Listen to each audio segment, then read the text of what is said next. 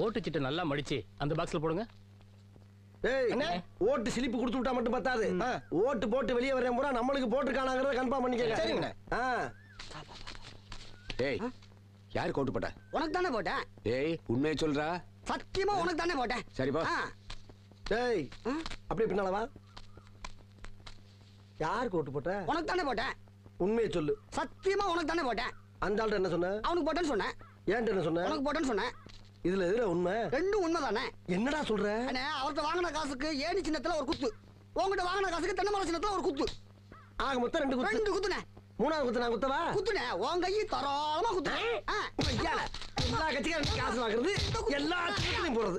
பகை இல்லாம போறீங்க. ஓடா ஓடு.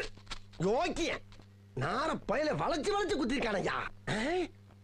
டேய் டேய் டேய் டேய் வாங்க. ஆமா, நீ யாருக்கு ஓட்டு போட்ட? உன் சின்ன தென்னை மரத்துக்கு தானே போட்டு